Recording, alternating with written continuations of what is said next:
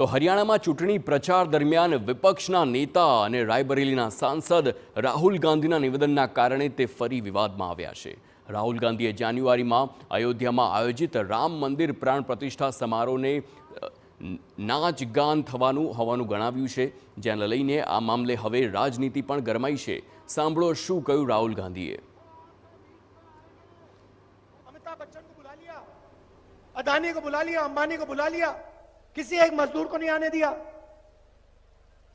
आपने किसी बढ़ई को देखा, किसान को देखा, मजदूर को देखा? कोई नहीं। તો રાહુલ ગાંધીના નિવેદનને લઈને સાધુ સંતોમાં રોષ છે અને રામ મંદિરના મુખ્ય પૂજારી સત્યેન્દ્ર દાસે કહ્યું, જેની જેવી ભાવના તેમના માટે તેવી લાગણી।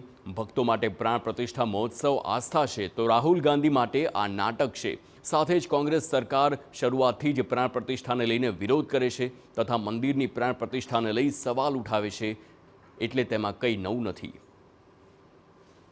जिसकी जैसी चीज भावना है उसी अनुसार भगवान श्री राम के प्राण प्रतिष्ठा के संबंध में या उनके उपासना के संबंध में, उनकी भक्तों के दर्शन के संबंध में ऐसा ही बोला करते हैं। ठीक है, वह उनकी दृष्टि में नौटंकी है, लेकिन भक्तों की दृष्टि में वो प्राण प्रतिष्ठा हुई है।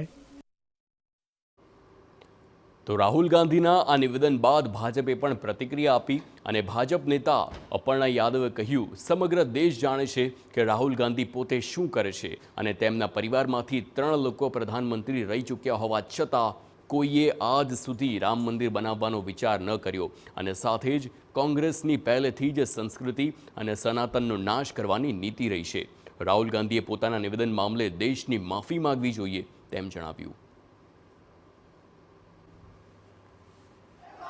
पहले बात तो जिस व्यक्ति ने यह बोला है उसने यह प्रोग्राम देखा ही नहीं, और वह खुद क्या कर रहे हैं ये पूरे देश को पता है। नौटंकी और नाच बोल देना भगवान राम के कार्यक्रम को अपने आप में ही एक बहुत बड़ी गलती है। मैं समझती हूँ उनको देश से पहले तो माफ़ी मांगनी चाहिए। आज तक जिस व्यक्ति ने ये बोला है उनके घर में 3 प्राइम मिनिस्टर रहे, किसी ने इस तरीके का काम किया? उन्होंने सिवाय इस देश की संस्कृति को खत्म करने का काम किया है।